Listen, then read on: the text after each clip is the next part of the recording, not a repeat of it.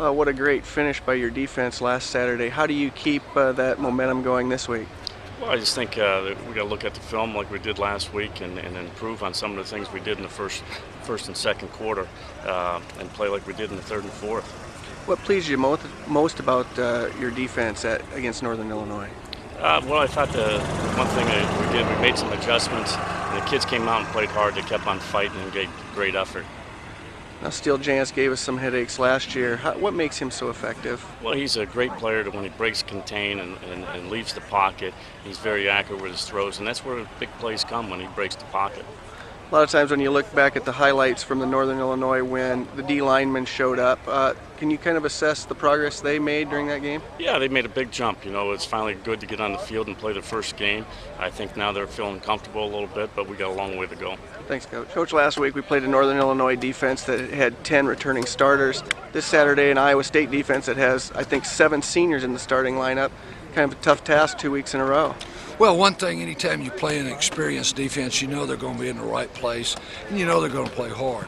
And that's what we saw last week, and that's what we're going to see again this week. You know, they got 2 linebackers that are really outstanding players. I've got a little bit of familiarity with them based on working against them in the Big 12. They run well, and they play with real good pad level. Yeah, can you talk a little bit more about Klein and Knott? They, they get a lot of press lately. Well, they do, and they deserve it. They're both good players, and they've both been around. They've seen a lot of things. You can see teams on tape, trying to get one of them isolated. They always take care of their responsibility. They're good tacklers. They tackle well in space, and so we'll have to play. We'll have to play better than we did last week in some areas. Switch over to our offense. Your comments on Damon's performance at running back.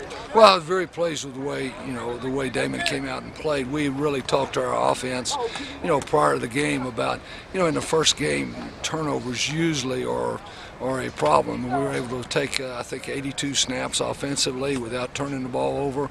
We had very few penalties. What we didn't do well is obviously we didn't finish in the red zone.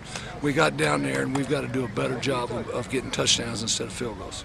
Where did you see the most improvement out of your offense this week in practice? Well, I just think that, we have a lot of young guys that hadn't played much, and, even though we know they're going to be real good players, so you just see them growing. It was the first time for a lot of guys to be involved in that situation. I thought the good thing was that they hung together, they kept working hard, they realized that we were going to make a play at some point, and eventually we did.